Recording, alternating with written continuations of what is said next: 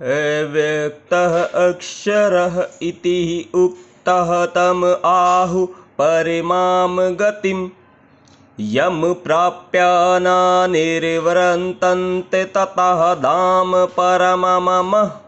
अर्थात जिसे वेदांती अप्रकट तथा अविनाशी बताते हैं, जो परम गंतव्य है, जिसे प्राप्त कर लेने पर कोई वापस नहीं आता, वही मेरा परम धाम है। तात्पर्य जानेंगे।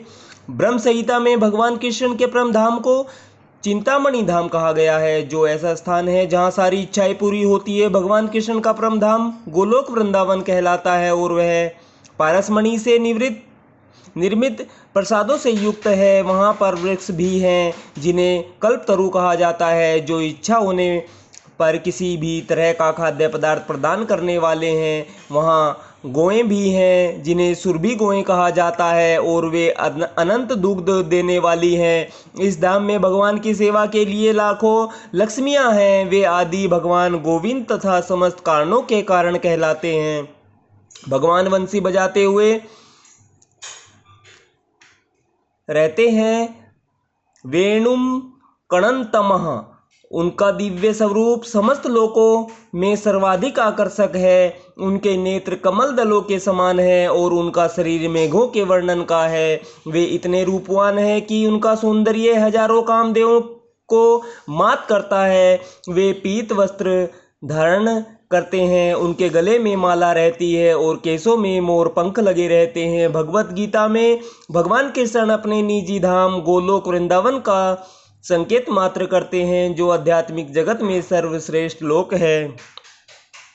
इसका विशद वृत्तांत ब्रह्म संहिता में मिलता है। वैदिक ग्रंथ बताते हैं कि भगवान का धाम सर्वश्रेष्ठ है और यही परम धाम है।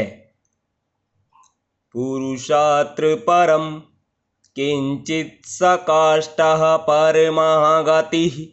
एक बार वहां पहुंचकर फिर से भौतिक संसार में वापस नहीं आना होता। कृष्ण का परम धाम तथा स्वयं कृष्ण अभिन्न है, क्योंकि वे दोनों एक से गुण वाले हैं। आध्यात्मिक आकाश में स्थित इस गोलोक वृंदावन की प्रतिकृति अर्थात वृंदावन इस पृथ्वी पर दिल्ली से 10 मील दक्षिण पूर्व स्थित है। इस पृथ्वी पर